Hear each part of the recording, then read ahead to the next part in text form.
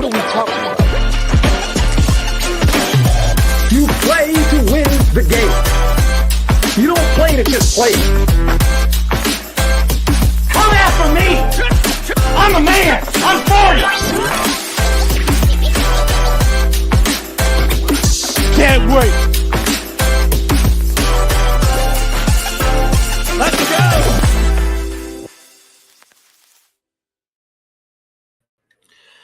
Good morning and welcome. It is Coffee and Sports. It is the morning show, and it is the Friday before the Super Bowl. Thank you so much for making us part of your morning routine, whether you are watching us live on Facebook right now or live on YouTube. We are glad that you are here on this Friday. I am Chris, and of course, that over there, that is Mo. Mo, how are you this morning, sir? Doing great. Ready. Getting ever close. Already making those plans for what we're going to be eating Super Bowl day.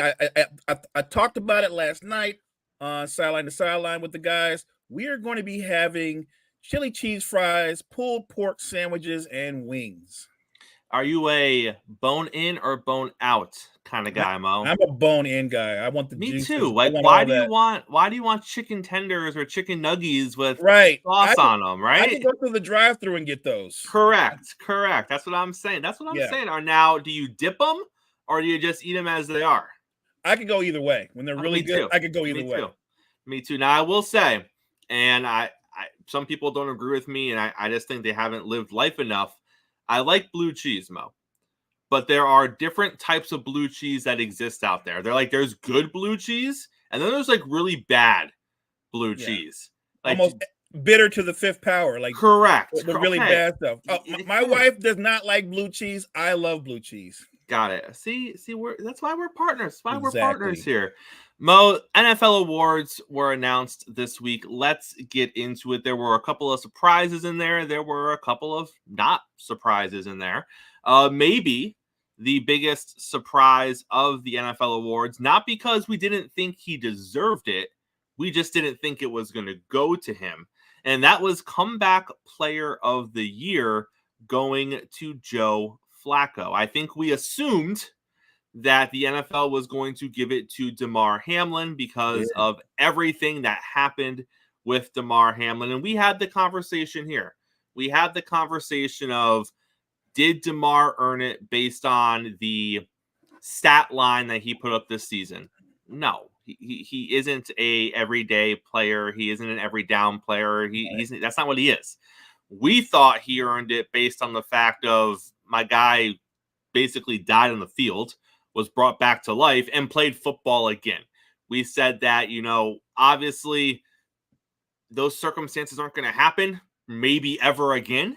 Correct. And even though if we were voting on it, we might vote for somebody else like a Flacco or a Baker Mayfield, we understood if they gave it to Hamlin just based on extenuating circumstances. I'm happy Joe Flacco got it personally. I got no problem with it. I think that what better comeback story is there than a guy who one weekend is sitting at home playing with his kids, throwing the ball in the backyard to his dad and his brother, and the next weekend he's winning football games for the Cleveland Browns, and 6 weeks later he has them in the playoffs. That's a comeback story, Mo. That's a great story. And look, Flacco helped save the Cleveland Browns season. He gave their fans hope. They ended up having a really good season. It could have easily been one of those seasons where they didn't win more than 5 or 6 games, and you knew your fate long before we were getting around to the playoffs. So for him to come up out of his couch from playing with his kids and not just be like a game manager, like Flacco was flinging the football. Like, he was very, very aggressive. He was very effective, and he really gave them a lot of hope in that city. So he's more than deserving. And like you pointed out, we both thought sentimentally I would have understood it if Hamlin had gotten it, and I wouldn't have had a problem with it. But the fact that they gave it to Flacco, he was deserving because of what he did on the field. Mo, Flacco played like Shane Falco. He played like there was no tomorrow. And let's be honest, there may not be a tomorrow for Joe Flacco. For sure. This season, those 6 games, that run to the playoffs, That might be it. And every week he went out there, Mo, and he played like this is it. Like, I am not going to be starting tomorrow. Like, once the season comes to an end, this could be completely it for me. It is what it is. Let the chips fall where they may. That's how he played all of those games. He was successful in most. Playoffs didn't go, as he might have hoped, but it doesn't take away from the story. Coach of the Year, one of the closest Coach of the Year votes of all time. It was actually a tie. The tie was decided by first place votes, and Kevin Stefanski got one more first place vote than DeMeco Ryans, and as a result, Kevin Stefanski is Coach of the Year. Now, I know Texan fans are upset this morning. I know that they felt that their coach did a lot more with a team whose expectations were a lot less. But let me tell you this right now, Mo. I don't know of another coach or another team that could survive when they hit their fourth quarterback option in a season and make the playoffs. It's impressive to make the playoffs with a rookie quarterback. I agree. It's impressive to make the playoffs with a rookie head coach. In fact, I don't believe any rookie head coach combo has ever made the playoffs before in their first season. That's impressive. I will give you that. Getting to the playoffs when you lose your franchise quarterback, your highest paid quarterback 6 games into the season, and then you go through a backup and a third string, and you have to go to a fourth string quarterback who wasn't on your team halfway through the season, who wasn't on any team wasn't in the league through the season. He was not in the league, and you make the playoffs, Mo. I don't know how he couldn't be Coach of the Year, keeping that together and not allowing it to fall apart. Because, Mo, had it completely fallen apart after Deshaun Watson, we would have sat here and said, they lost their franchise quarterback. It happens. Backups don't always win in this league. It is what it is, and we would have moved on. We wouldn't have thought twice about it. We would not have had Stefanski on the hot seat. We would not have blamed him for it. We just would have said it is what it is. Right, correct. But fourth string quarterback, playoffs, I'm perfectly okay with him getting Coach of the Year. And DeMeco Ryans was deserving, but I would make the argument Stefanski winning is not a bad thing. It's not a robbery. It wasn't stolen. He earned that. Like you said, their season was dead in the water. It was over. And he had gone through multiple backups that hadn't worked out. And he just I think he threw caution to the wind, and they gave Joe Flacco a call. They had no idea what they were going to get bringing in Joe Flacco. The fact that he came out and played as well as he did, that was great for them. But for that, like you said, that coach, that's leadership under fire, the way he held that team together where they could have easily had a lost season. So I think both guys are deserving, but I still would have gave the edge to Stefanski. He just did a great job of keeping his guys locked in. As predicted, the Houston Texan rookie duo takes the Rookie of the Year honors. Defensive Rookie of the Year goes to Will Anderson Jr. Offensive Rookie of the Year goes to C.J. Stroud. They were the front runners for a good portion of the season. It makes logical sense for that to happen. Defensive Player of the Year, though, Mo, a little bit of controversy here. Defensive Player of the Year this year is Myles Garrett. There are a lot of people out there, myself included, that thought it should have been T.J. Watt. Mo, did the NFL get it right? Is Myles Garrett the Defensive Player of the Year?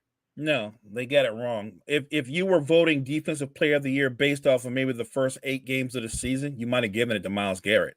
But even when his season shortened, the impact that T.J. Watt has on the Steelers, it's almost like having a quarterback on defense. That's how dominant and how impactful he was. He can get after your quarterback, terrific against the run, has the speed in the hands to get out in the pass game.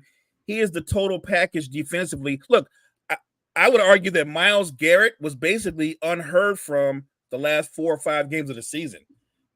He was just living off of what he had done early in the season, and maybe that's what the voters saw. But even with the injury, I still would have said it's T.J. Watt. Mo, T.J. Watt has missed 13 games in his NFL career. The Pittsburgh Steelers are 1-12 in those games. Coincidence? I think not. And let me add one more thing. I would have said TJ Watt. I think you would have said TJ Watt. At number 2, I would have went Roquan Smith. Yes, went I would Myles not Garrett. have gone Myles Garrett at 2 either. Because Right. again, like you said, he put together a really impressive 6 or 7 games to open the season. That was it. Then the Cleveland Browns defense was inconsistent at best the second half of the season. Right. And he himself was inconsistent at best the second half of the season. And you could argue the last month of the season, his name wasn't called. He did nothing over their last few regular season games and the playoff game. There was no talk of Myles Garrett, and he looked nothing like he looked through the first 6 or 7 games. And then you look at someone like Watt. Yeah, he was injured. Yes, his season was shortened a little bit, but every game he played, he impacted the game. He's just a dog. So it's interesting. It's very interesting, Mo. Offensive Player of the Year, Christian McCaffrey. Not a surprise. Not a surprise at all. Many were thinking that maybe this was the season that, a non-quarterback was going to win MVP. And if it was going to be Christian McCaffrey. Obviously, that was not the case. He gets the Offensive Player of the Year nod. Obviously, he has bigger fish to fry this weekend. Offensive Player of the Year is nice, but I think the Super Bowl trophy, Mo, would obviously be nicer. Maybe much nicer. Super Bowl MVP could be on the horizon. Nice. Yes, sir. I think it's been 25, 26 years since a running back has taken Super Bowl MVP honors. It's been a minute. So we shall see. Those picks are coming later on in the show. And then, of course, the one that surprised nobody, Lamar Jackson wins his second NFL MVP. I don't have much to say here, Mo. I don't think he should have got the MVP. I think the MVP should have went to Dak Prescott. Say what you want. It is a regular season quarterback award. I think that Dak Prescott had an overall body of work during the regular season that was more impressive than Lamar Jackson. Sure, Lamar Jackson had a couple of really spectacular games late in the season. I understand that. You can sit here and say, well, Dak played a lot of under 500 teams at home, and they put a whooping on them. And Lamar played a lot of teams that were above 500, and he put a whooping on them. Fine. Okay. I hear it. All right. They both had good defenses. I get it, but I'm looking at stats, and I think that overall Dak was a better quarterback than Lamar Jackson was. I know that Dak doesn't have the wheels. I know he doesn't have the highlight plays that Lamar Jackson has, but it is what it is. Lamar Jackson is he's a 2-time MVP. He is 1 of 11. There's only 10 other guys in the history of the National Football League who have won multiple MVP awards. And he is also the only 2-time MVP to never make a Super Bowl appearance. So maybe he's the greatest regular season quarterback of all time, Mo. I don't know. Well, he's not that, because that's still Peyton Manning, probably. Got it. Okay, so he's not that. And he's actually won the Super Bowl twice as well. So yeah.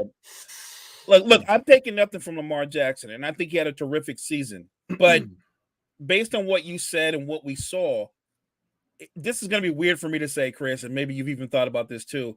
I actually thought Dak didn't get it because of anti-Cowboy bias. Yeah, I agree. Do you know what I'm saying? Like, with the Cowboys, because of the way people taunt them and go after them, everything is about what they do in the postseason, which I get that. That's fair. The goal is to win a Super Bowl. So Dak could have thrown for 5,000 yards. But if the last game we saw him play in the regular season, he didn't play well, or the last game they saw visually in the playoffs, he didn't play well, that is the lasting impression. And I think they go in there thinking, like, I got to see what he does in the postseason. And like you established, and we all know, it's a regular season award. I would argue that I thought it was Dak and Purdy, and I would have gave Dak the edge. And I think Lamar won it literally on the strength of the fact that, to their credit, as a team, Cleveland dog walked everybody that was over 500, including my Niners, your Dolphins. Like, they didn't just barely beat very good teams; they destroyed them. And I think that was on that strength alone is why Lamar won MVP. Mo, I don't have this in front of me. I have no idea when it is. I could be completely wrong, but I'm pretty confident that the NFL finalized the people who were nominated for these awards during the early round of the playoffs, which means the voting happened during the playoffs. And I have an issue with that, because if this is a regular season award, this should all be wrapped up before the playoffs begin. Now, maybe I'm wrong. Maybe my timeline is off, and someone in the chat can tell me my timeline is off, and I have no idea what I'm talking about. But I'm pretty sure that during Wild Card Weekend or right around there, they finalized and they put out this tweet with all the nominees in there. And I'm pretty sure voting happened after that. So I think voting happens between the first round of the playoffs and the second round of the playoffs. And again, we talk about cowboy bias and you talk about the narrative with Dak. I don't think it helps Dak Prescott if you're voting after you watch him lay another egg in the playoffs. That's my whole point. That's their last vision of Dak Prescott. They're like, I'm not going to vote for that guy for MVP. And here's the crazy part. Had the Ravens not had the great regular season that they had, how do we know that? Because they didn't play until the second round. Obviously, they had a bye. Right. How do we know that they wouldn't have laid an egg and you would have said, I can't vote for Lamar, right? It would have been different. It's weird. Like you said, if it's a regular season award, the winner should have been done before the playoffs even started. We've seen the regular season. It is what it is. And I really do think that their last impression of Dak Prescott swayed their vote. And I have no issue with you hanging on to it for a month. That's fine. Do all the voting. Put it out right Monday after the regular season ends. Put out who's nominated. Do all the voting that week before Wild Card Weekend starts. And then just hang on to it for a month and announce it right before the Super Bowl. That's fine. I'm okay with that. But I'm pretty confident that they announced during Wild Card Weekend who all the finalists were, and they voted after Wild Card Weekend. And I'm not judging the voters, but how are you going to vote Dak Prescott MVP when he gets blown up by the Green Bay Packers in the first round of the playoffs, and Lamar Jackson is sitting there on a bye week with maybe the greatest defense in the NFL this season, with the number one seed, with a first-round bye, and being the favorite to get to the Super Bowl in his conference, which is what they were at that time? How are you not going to vote him? So that's my issue with it. I'm not complaining that it's a quarterback award. I'm not complaining that, running backs and receivers don't get more love. If it's going to be a regular season award, just make it a regular season award and we move on. Don't sit here and do voting in the playoffs, because we're human, Mo. And I don't know if I could have voted for Dak Prescott day or two after he lays the egg and has the turnovers and sit here and say he deserves it over Lamar. Like, I don't know. Like, I would sit there and be like, come on, Dak. Or I would still vote for him and be like, why are you putting me in this spot? Like, don't give me something to work with. That spot. Exactly. Right. Don't put your voters in that spot. Wrap up the voting before the playoffs start and move on. That way it's still a level playing field, because, and I'm not saying Dak would have won in that situation. There was a ground well of support for Lamar Jackson, but at least make it so that we really are only looking at the regular season. And then if you lay an egg in, game 17 or 18 of the regular season, that's on you. Whatever. You did that. But don't take the playoffs into consideration if it's not going to be anything but a regular season award. And I digress, Mo. And I digress. It happened. NBA trade deadline was yesterday. Mo, that was pretty interesting, wasn't it? The NBA, of all the major sports leagues, nobody does a better job of hyping up their free agency and all the what if scenarios and who's interested in who, and you get hyped for it. And NBA trade deadline passes, and it was a big dud. It was a dud. No major trades, no major stars, nobody moved. The team that was connected to like 20 different players, the Lakers, got nobody, which I knew would be the case. But yeah, they were connected to everybody. The Lakers are into DeJounte Murray and Zach LaVine, and they think they can sign Donovan Mitchell in the offseason. Like, they're connected to everybody and then get anybody, and that's fine. Like I said, I thought coming in, don't give up the pick. You have enough to be a good team. I don't think you can win a championship, but you have enough to be a good team. Don't sacrifice your future for a guy who's probably going to bounce in a year or two, if not this offseason. We don't know. So I had no problem with them not making a move. I was kind of surprised that other contenders weren't as aggressive.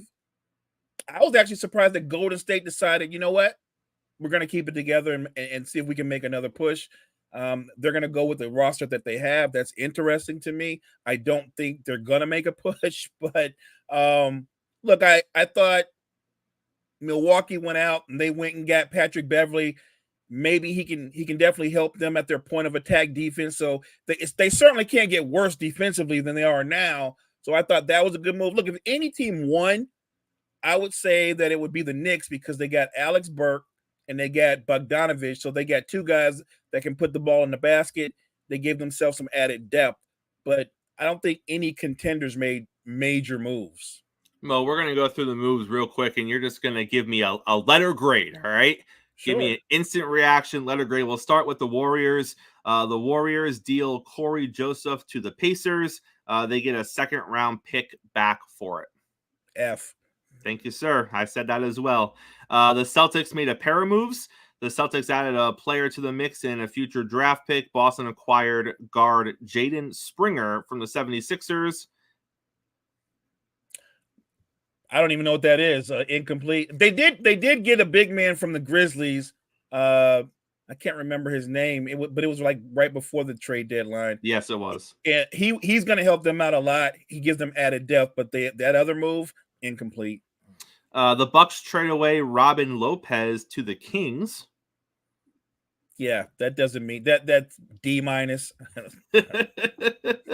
How about the Philadelphia 76ers getting Buddy? They're bringing in Buddy. And look, and Buddy Hield, if you have a healthy Embiid, that's an A. That's a floor spacer. It's a shooter. The problem I have with that is you're praying that you actually get Embiid back. When is that going to be? Is that going to be before the playoffs? Is that going to be before the Sixers slide all the way into the play-in game? So it's one of those moves where you go, man, now we got to shoot around Embiid. And I'm like, yeah, but you don't have Embiid. So that's an incomplete. In that deal, the Spurs also get Marcus Morris. Yeah, that's nothing. And then the Pacers just got a bunch of stuff. They got some cash considerations. They got a couple of second-round draft picks. They got Doug McDermott. And they got a gentleman's name who I cannot pronounce, so I'm not going to try to. Well, Doug McDermott is a good shooter. I think he'd been a Pacer before. Maybe he can get back into the rotation. It's not a major move. It's not going to shift any directions in terms of how good they're going to be. The Bucks receive Patrick Beverley. The Sixers receive Cameron Payne. Like I said, whatever Beverley has left, I think he'll give them some toughness. He might help them with their point of attack defense that they desperately need. As far as the Sixers go, look, Cam Payne is a journeyman point guard. I think he can help them as a rotation player. But again, everything about Sixers, it all falls on if you have Embiid. If Embiid isn't going to be there, then the Cam Payne, Buddy Hield moves, they don't mean anything. How about Royce O'Neal to the Suns in a 3-team deal? That's actually one of the better moves. Royce O'Neal is one of the better 3-and-D guys in the NBA, so it gives the Suns a versatile defender and a guy that can make shots when you're doubling off of Booker or KD. So that's a good move for the Suns. I have no problem with that. The Dallas Mavericks get P.J. Washington, a 2024 second-rounder and a 2028 second-rounder. And the Hornets get Grant Williams, Seth Curry, and a 2027 first-rounder. So for the Mavs, if you're playing off Luka, you do need spacing. P.J. Washington is a good catch-and-shoot 3. He can be streaky from 3, but he's a good face-up shooting big, and he's a lob threat, so I think that helps them. Reports say that the Pistons are going to buy out Joe Harris, so Joe Harris is going to hit the open market. Joe Harris is still in the league? I didn't know that. Breaking news. The Nets receive Thaddeus Young and Dennis Schroeder. The Raptors receive Spencer Dinwiddie. I feel like I'm repeating myself. I didn't even know Thad Young was still in the league. Wow. Just cashing checks. I think what the Nets are going to do is those salaries, they're going to dump them maybe now or in the offseason. So those guys will be available in the buyout market. I think Dinwiddie's interesting because he is a really good combo guard. If the Raptors buy him out, he's going to be a very sought-after guy in the buyout market. The Knicks get 2 players, Burks and Bogdanovich, and the Pistons get a bunch. They get 4 players. They get 2 future second-round picks. They get some cash. Well, the Knicks, like I said, they help themselves with Burks and Bogdanovich. You get 2 guys who can shoot the 3. It gives them added rotation and depth. For the Pistons, I have no idea what they're doing. That's an F+. The Wizards and Mavs finalize a deal for Gafford. Daniel Gafford goes to the Mavs, and the Wizards get Holmes and a 2024 first-round pick in return.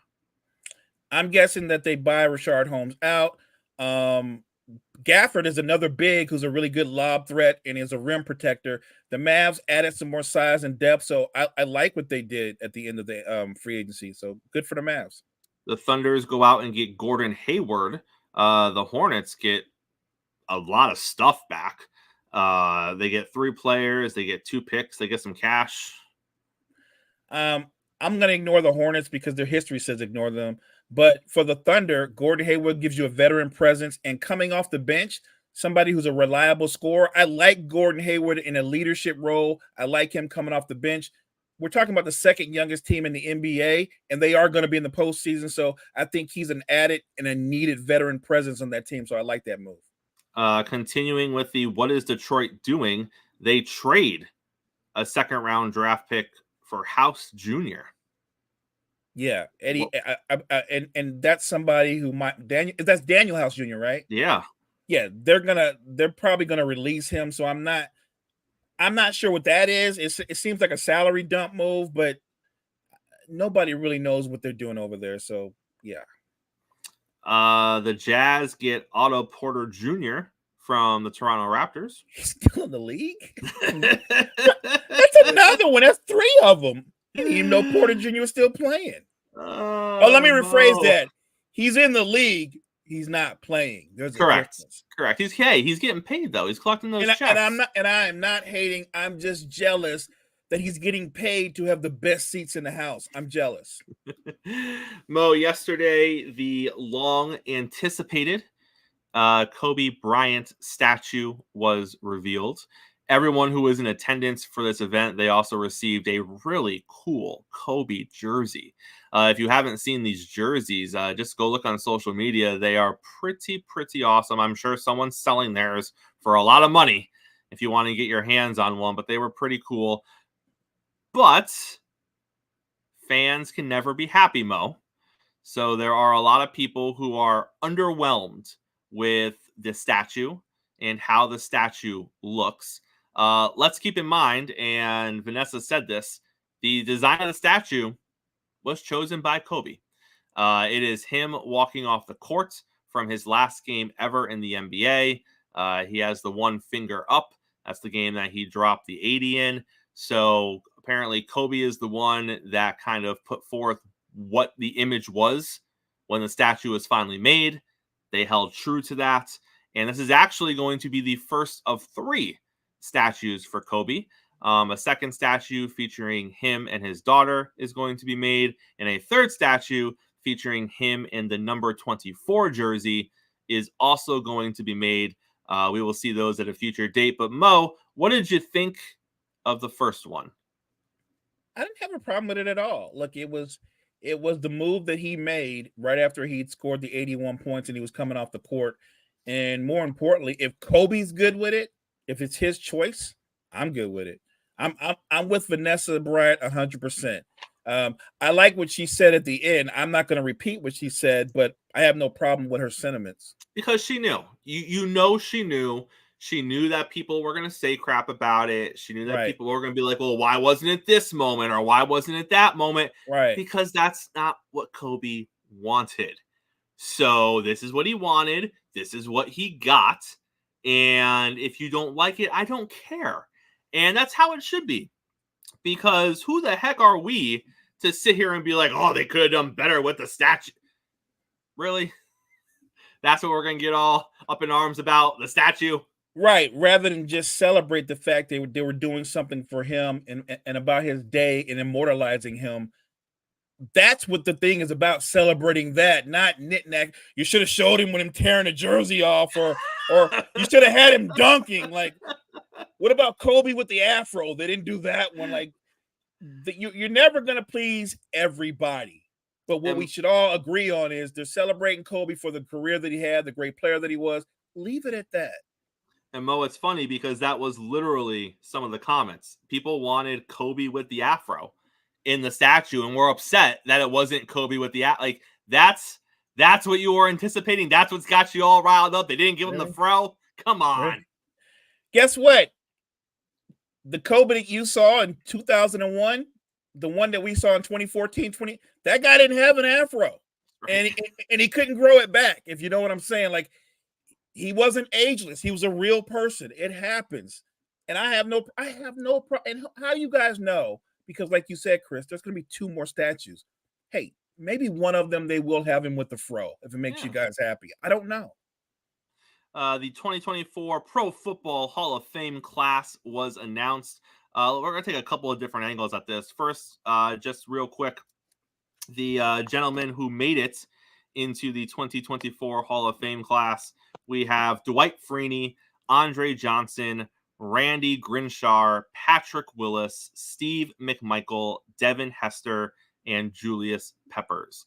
That is the 2024 Hall of Fame class. But Mo, I have this question for you. I saw the headline this morning on Bleacher Report, and it said Devin Hester and Julius Peppers headline 2024 Hall of Fame class.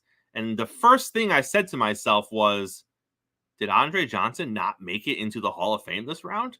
So obviously, upon further investigation, yes, he did. Mo, why is Devin Hester being touted as the headliner of the? I get Peppers. I'm totally fine. If you want to say on the defensive side, Peppers is headlining this class. We're good there. I think this is a little disrespectful, though, to Andre Johnson.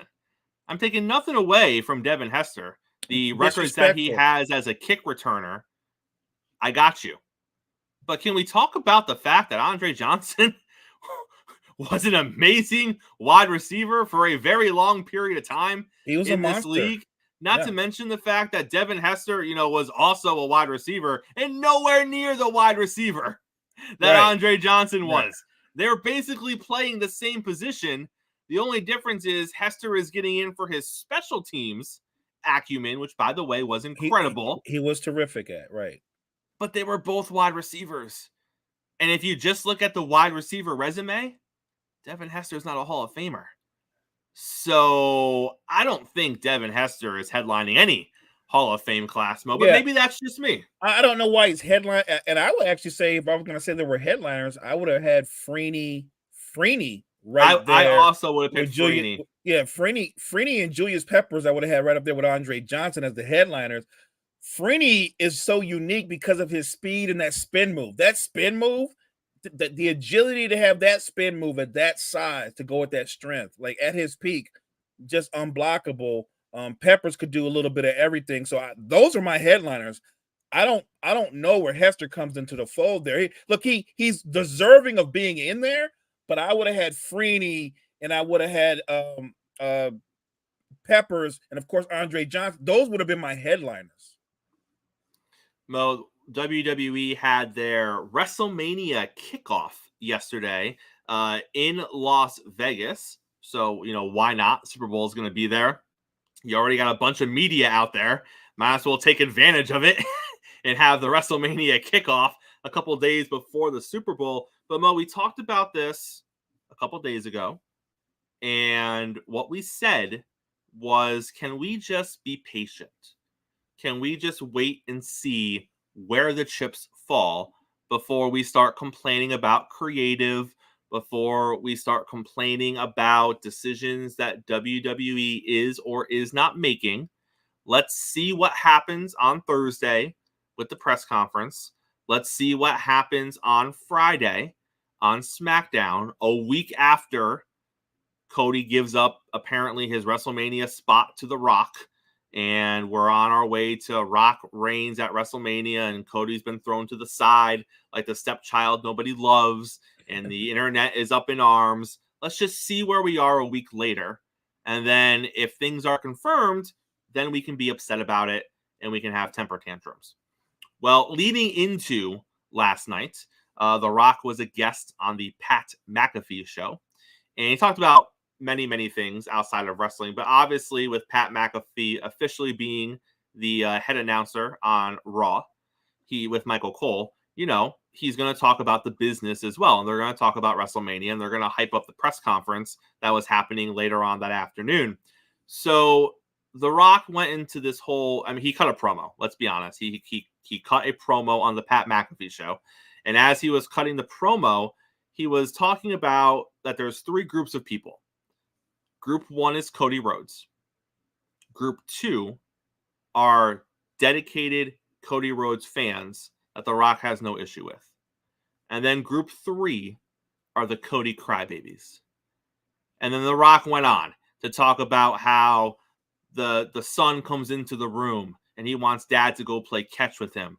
But dad can't because he wants Cody to finish his story, and he's whining on the internet because he wants Cody to finish his story. And The Rock's talking about how the wife comes in the room and she wants a little moment, but the husband's too busy because he's upset because he wants Cody to finish his story, and he's got to go tell the whole internet about how Cody has to finish his story.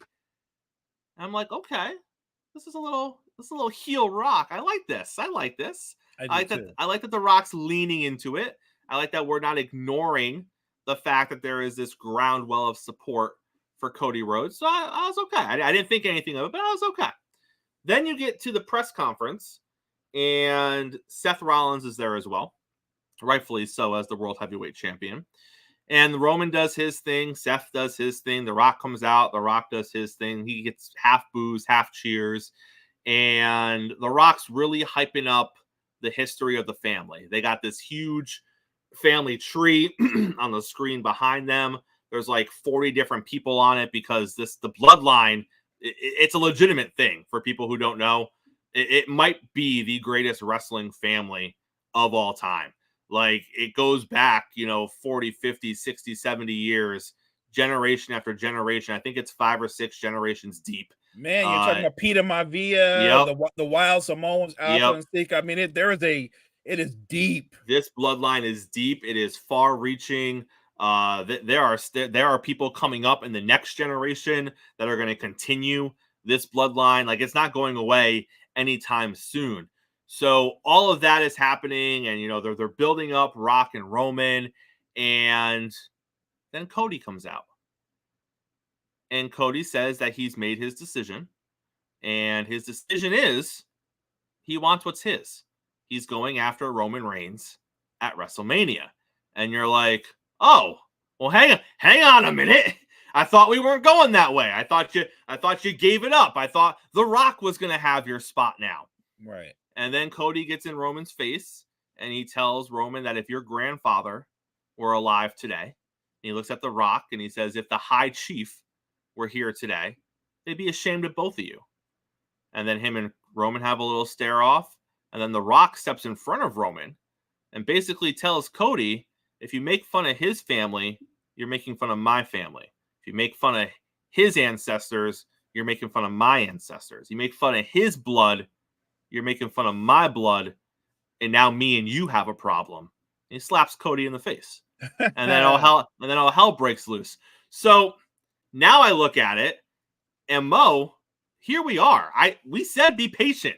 We said wait to see what happens. Exactly. We said time and time again, Roman has talked about being closer to the beginning of the story than we were to the end of the story. Right. The Rock on the Pat McAfee show even said, storytelling. Just wait and see how the story unfolds. There's different chapters. There's different layers. So even before the press conference, The Rock was laying out the breadcrumbs. And now you have this situation where The Rock and Roman almost look united because they didn't get physical on stage. The Rock basically said in this situation, Roman and I are the same. And now because of what you said to Roman, we have a problem. You and I have a problem. And then you throw in Seth Rollins, and Mo, I'm looking at it, I'm like, God damn, are we going to see The Rock and Roman Reigns versus Seth Rollins and Cody Rhodes at Elimination Chamber? Now, I know that Seth is battling an injury, so maybe not, but it looks like that's a possibility on the table. And if we're going to go Rock and if we're going to go Cody and Roman at WrestleMania, and The Rock isn't actually going to wrestle, because we still don't know. We don't know if that's going to be a match now. We know that they want it to be a match. They've been saying forever it's going to be a match. We don't know where that falls. But if they don't, you know The Rock's going to be there. And you know The Rock's going to screw Cody Rhodes over. I'm just saying. That's what I'm saying is going to happen. Cody Rhodes' story, it ain't going to finish at WrestleMania either. No. I think The Rock saves Roman, screws him.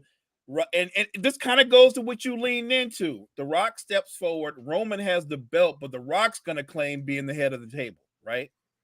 Because The Rock's going to keep the belt on Roman. Right. And The Rock's going to handle the Cody problem. And like you said, now you're opening the door for Rock and Cody at SummerSlam.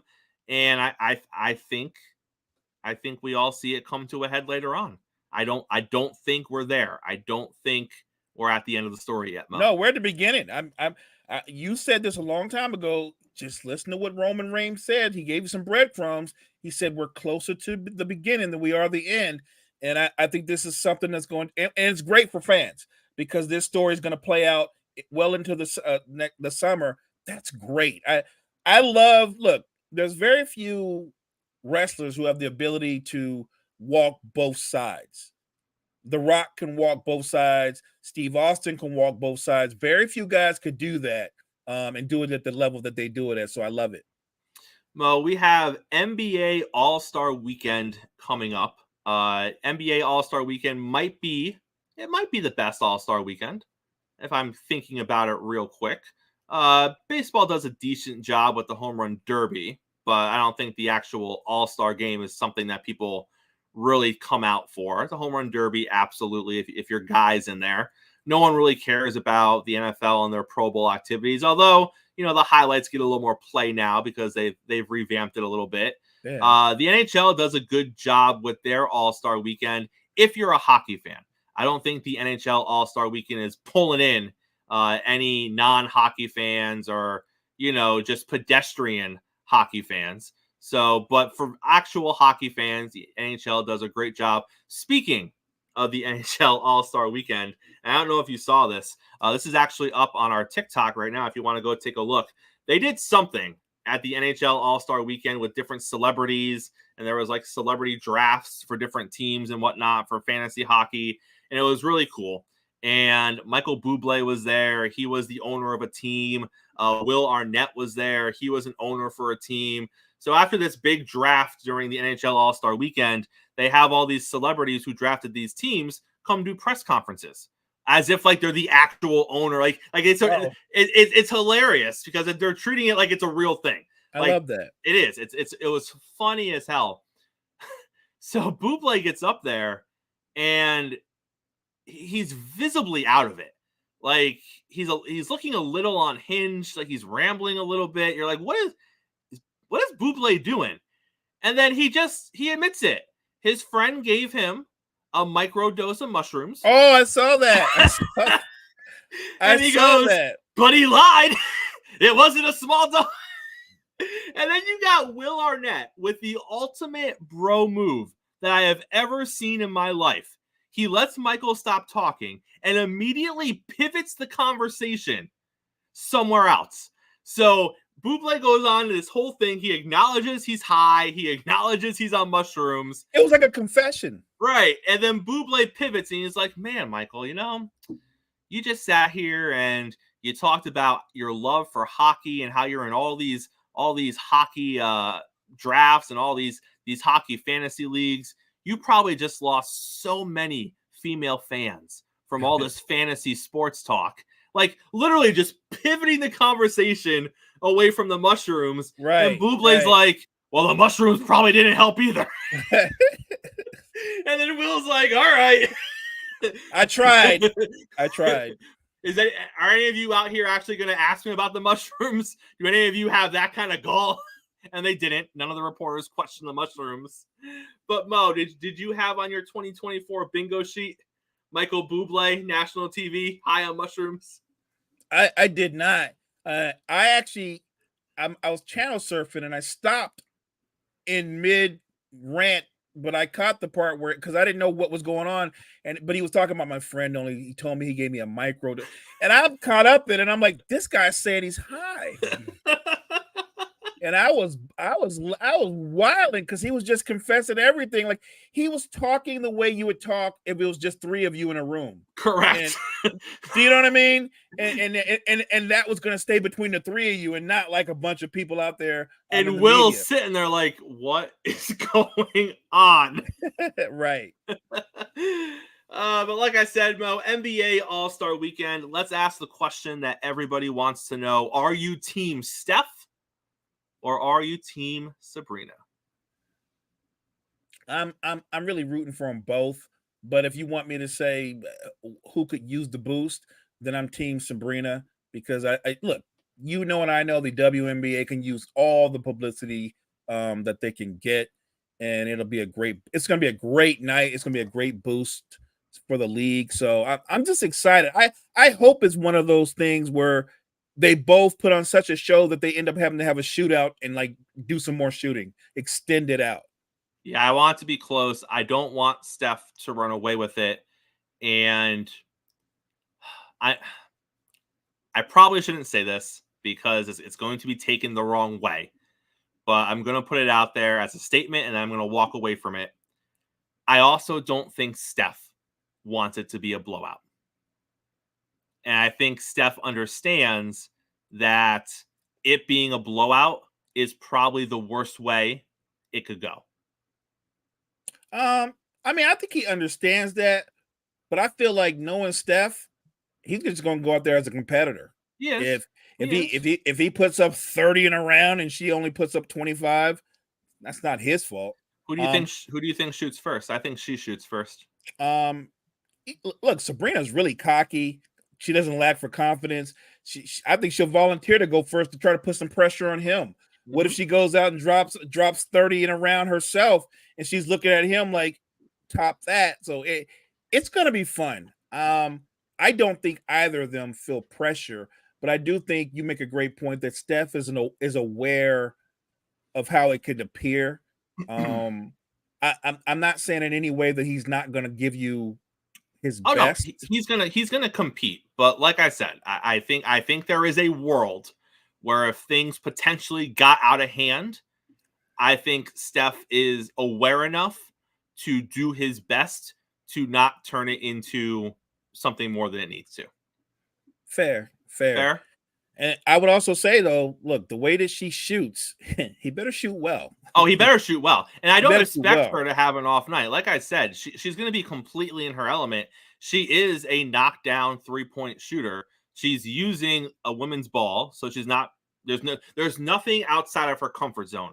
The ball is going to be the ball she's used to. The distance is going to be the distance that she's used to. She's not adjusting to anything just because she's going against Steph Curry. So everything should be in her wheelhouse. She should be able to go out there and completely light it up and go toe for toe with Steph Curry. And that's the best outcome.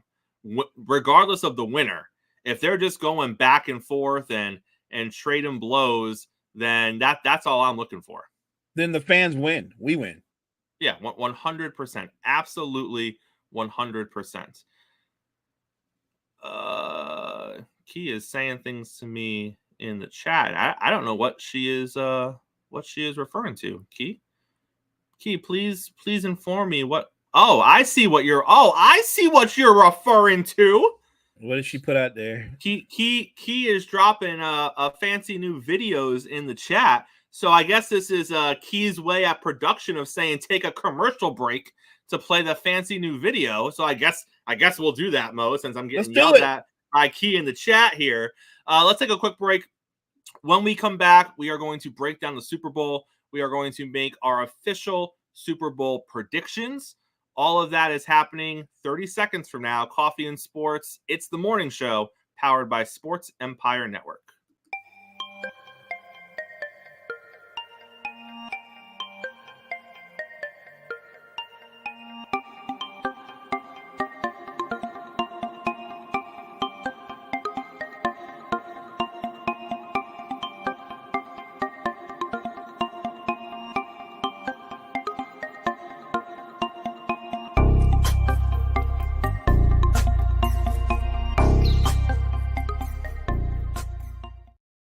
Welcome back. Merch? We got merch. We got merch. Oh, wow. We made it. We got merch. Make sure you check out our merch. We got hoodies. We got t-shirts. We got the coffee cup because I love coffee. Hey, come on. If you're going to be with us every morning, drink some coffee, enjoy the show. Shout out to Key in production for hooking us up with that Great ad. job, Key. We love the merch. We want to see you in the merch. We're going to be seen in the merch. No Make sure you take advantage of that. If you saw 20% off, get your merch now. Mo, it is finally time to have the talk. The Super Bowl is upon us. We know what's at stake for both quarterbacks. We know that this is another step in the legacy of Patrick Mahomes. It could be his third Super Bowl in 4 attempts. This is his 4th trip to the Super Bowl. He has the 6 straight AFC Championship games. He is on an absolute tear.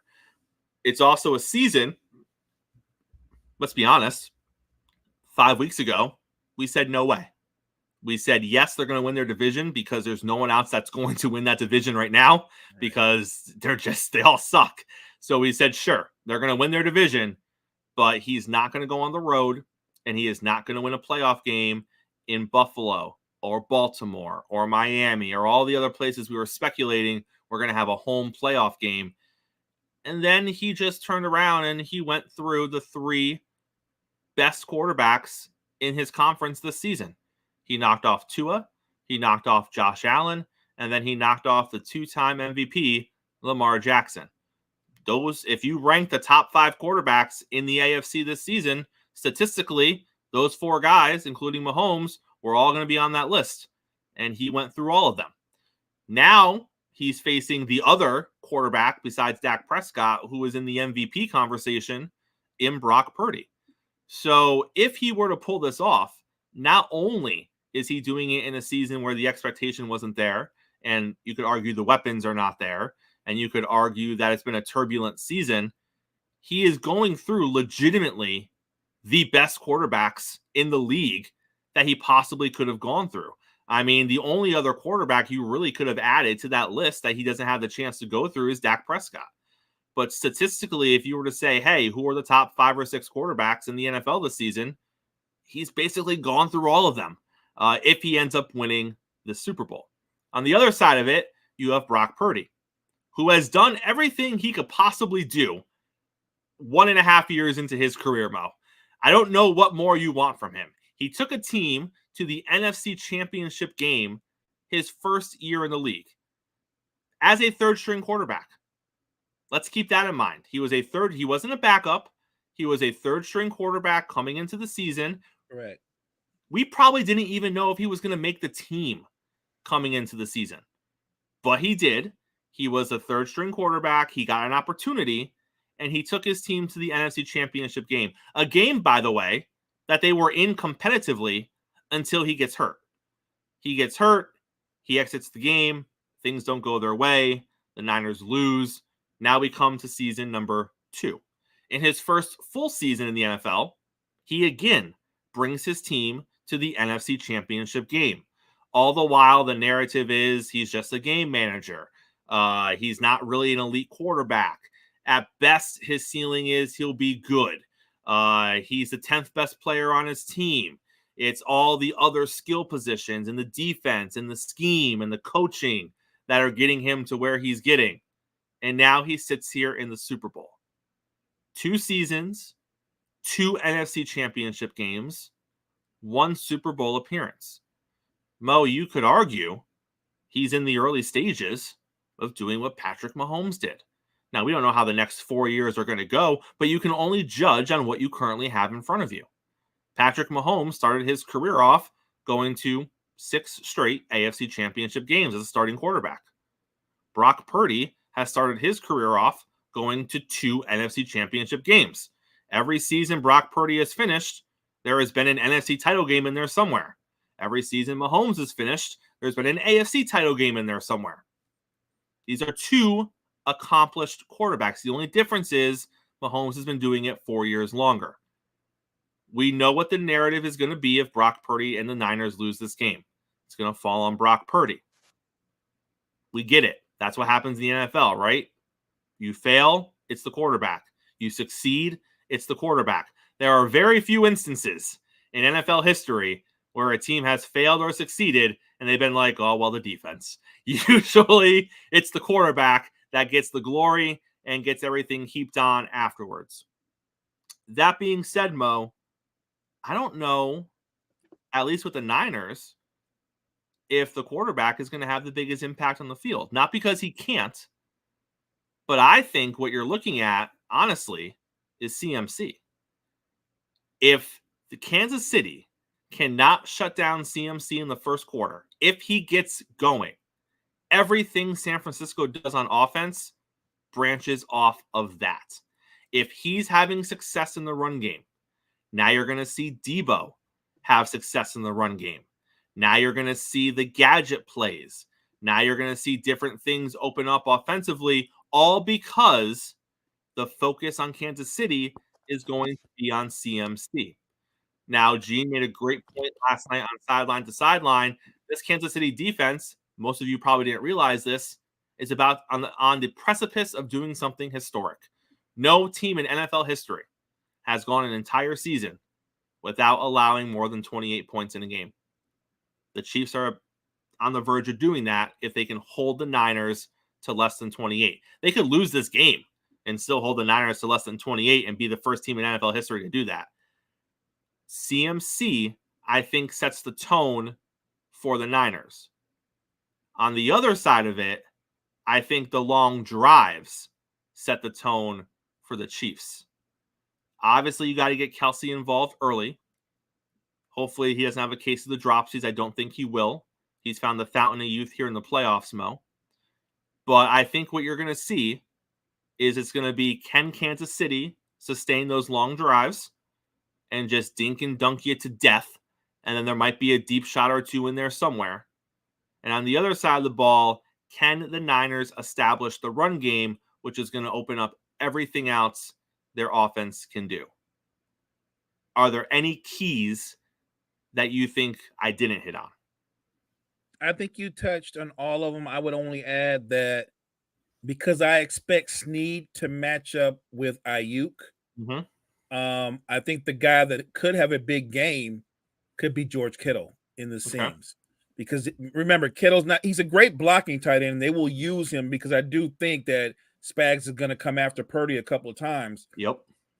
But I think that because Kittle he's also a vertical threat, that he will have an advantage versus the Chiefs linebackers or safeties that try to cover him one-on-one. I think that the Niners, I would argue that in this particular game, I think CMC might have as many receiving yards as he does rushing yards. I think he can be effective in the run. What people don't realize, I know you do because you're my partner, and I know you do. The Chiefs defense as a unit, they're actually better than the Niners defense as a unit. Yep. They're like, everybody knows their role. They're a more cohesive unit. They've been a more consistent unit.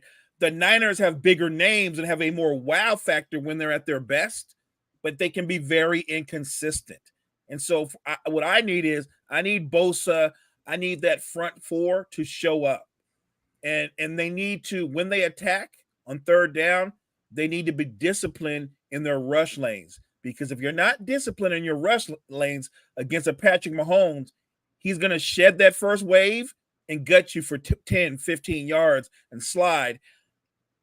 I'm with you. I think Kansas City doesn't deviate from their game plan against the Ravens. Patrick Mahomes will dink you and dunk you to death And his whole thing is I need to win first down and I need to win third down. And if he can do that and he can control the tempo of the game, look, I think Patrick Mahomes is perfectly good if Kansas City wins this Super Bowl 17-13. 100%. And he just bleeds the air out of the clock and puts pressure on the Niners offense to do something big. If he can control tempo and they bleed out the clock, they're going to win the football game. I'm just going to put it out there. They're going to win the football game. The Niners off in this particular Super Bowl, yes, the Niners defense is important, but I think the Niners offense had to set the table. I think they need to come out and score early to establish you're not going to bleed us out. You're not going to we're going to score and you've got to match us. You got to score because we're going to score. So I know I made my prediction last night on sideline to sideline. I think it's a great Super Bowl. I think it's 27-24 Niners. Patrick Mahomes has learned a little less than halfway through his career, maybe a quarter of the way through his career, that it's better for business if he has less drives per game. When you're out there scoring 45 points, it looks great. The highlights are awesome, but you're on the field more. You're taking more shots potentially. There's more opportunity for you to get hit. When you're only out there for 7 or 8 drives a game and 3 of them are 15-play drives and you put it in the end zone and another one's a field goal drive, that's 24 points right there. 24 points and a lot of time off the clock. That's all you need. You don't need 45 points a game. Right. Because you're giving the other team more time to do what they got to do to get those points back, and you're putting yourself on the field more often. Why? Let's play economically. Let's grind it out. Let me do what I do best. Let me cook back there. Let me break your back 3 times on a 14-play drive because you got me in third down. And 2 of those times I slipped out and ran 8 yards and picked up the first down. Right. And the other time I put a ball through a window that you didn't think I could as I was falling to the ground, throwing sideways. Let me do those things because I do those things pretty darn well if you're Patrick Mahomes. And I think that that's what you're going to see. Like we talked about earlier in the week, his passing yards in the playoffs, his first 11 games compared to his last 6 have gone down by almost 100 yards on average a game. It's not because they're not winning. They're winning more. He's 6-0 in his last 6 playoff games. 11 touchdowns, no interceptions, only sacked 5 times. This is Patrick Mahomes. And you can say, well, this is what he has to be because of the weapons on his team. Maybe so. Maybe so. But if Tyreek Hill walked back through that door today, I don't think you see a different playing style Sunday. I think this is what they want to do. I think they're comfortable in close games, just like Brady was comfortable in close games. I think Patrick has if I touch the football last, we're going to win. It's not can we get the ball last to have a chance to win? If I touch the football last, we win the game. In the meantime, I'm going to touch the football the most and have it for the longest. And if I touch it last, we win the game. I think it's going to be a close game, Mo. I think it's going to be a field goal or less that separates them. I think we might see something late where someone goes for 2 to try to tilt the scales a little bit and blow up everybody's football squares. I'm always a fan when I'm at a Super Bowl party and someone goes a little unconventional because someone thinks they're about to cash in on an extra point, and then they go line up for 2, and the heartbreak in the room is palpable. I love it. I can imagine.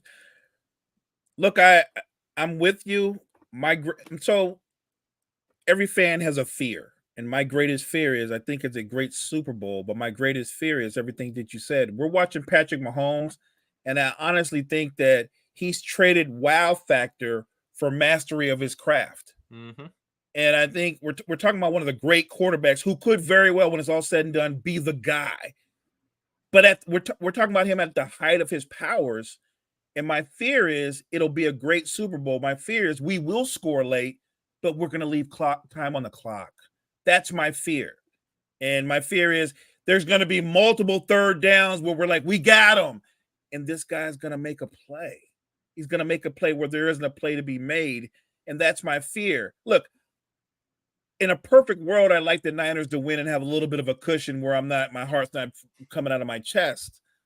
But I think people forget this. Like I said before, the Chiefs' defense is as good or better than the Niners' defense, and a lot of people don't know that headline. And their offensive line, they're not great at pass protection, but when it comes to running the football, their offensive line is a pretty competent group. And I think Isaiah Pacheco is an underrated running back. That guy's insane. You see that guy run the football? Doesn't he run it like he runs it like he's angry, right? Right. Yeah, it's he's ridiculous. Angry. He's not a big 245-pound back, but he runs like he's a 245-pound back, right? So I think he's going to impact the game. Look, we have to get a lead and we have to be able to sustain it, because if it's close, that doesn't favor my team. That's my belief. If it's close, you know what the other guy's going to do. I want the Niners to win.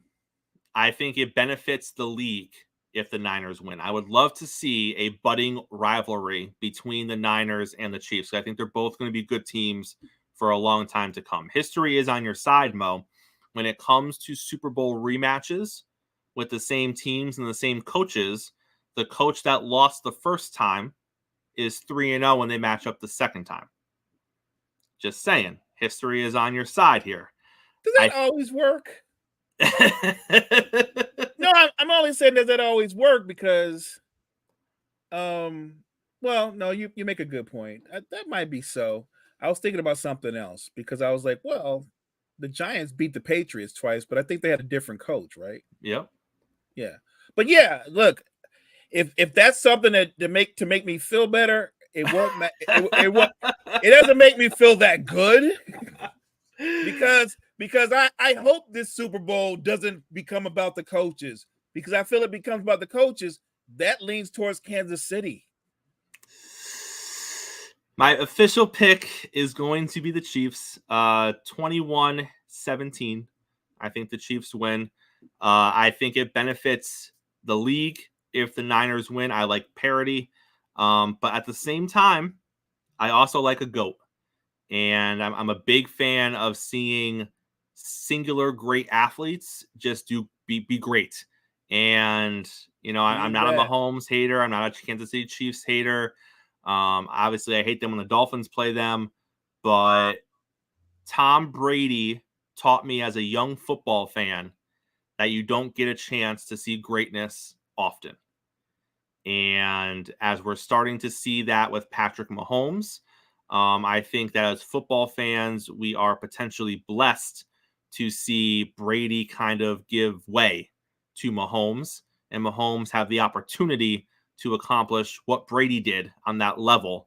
And then who knows when we see that again, because you don't know. So I'm going Mahomes. I'm going to go Chiefs. I have no problem. And we'll see what happens, Mo. I have no problem that. And look, if he pulls this off, it just elevates him in the pantheon of great quarterbacks, because this is not the strongest Kansas City Chiefs team he's taken to the playoffs or to the Super Bowl. Nope. This is not an explosive offense. This is Patrick Mahomes, Andy Reid, really physical, aggressive, fast defense. But offensively, Patrick Mahomes is like, I'm going to take you on this long 15-play drive, and you're going to look up and go, we're already near the end of the second quarter. Yeah. Like that's what he's going to do. Because and you guys get the ball after halftime. Right.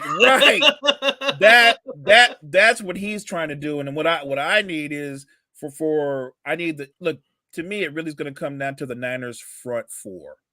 If they do their thing, it allows for Fred Warner and Greenlaw to do their thing. I know Warner's going to play well. I know Greenlaw's going to play well, but the upfront guys, if I'm not hearing Bosa's name, if I'm not hearing Hargrove's name, they're not being effective. That means Patrick Mahomes is dictating tempo, and if he dictates tempo, they will win the football game. Mo, great way to close out the week, sir. Take us to the finish. Thank you guys so much. Everybody in the chat, we appreciate you guys so much. Thanks for the support. Hey, Keith, appreciate you. We got merch, everybody. Merch. Check out all the great content we have to offer for you guys at Sports Empire Network. Check out the Empire. hey, make sure you come back here on Monday. We're going to talk everything Super Bowl. We'll talk about all the fallout from the Super Bowl. We will talk about the Super Bowl ads. Make sure you check those out. We'll talk a little bit of Super Bowl foods. All of that and more Monday. It's Coffee and Sports. It's the morning show powered by Sports Empire Network, and we will see all of you Monday morning. I mean, you can see right now, without LeBron, Lakers are struggling. Let me tell you about a team I hate, all right? I know the Dallas Cowboy fan is here, so I had to make sure he knew how much I hate this team. I'm ready. I've often said that the people who run baseball, they try very hard to ruin it. I'm from Brooklyn. I don't have a problem saying it to his face. Oh, from Brooklyn. Hey, you guys any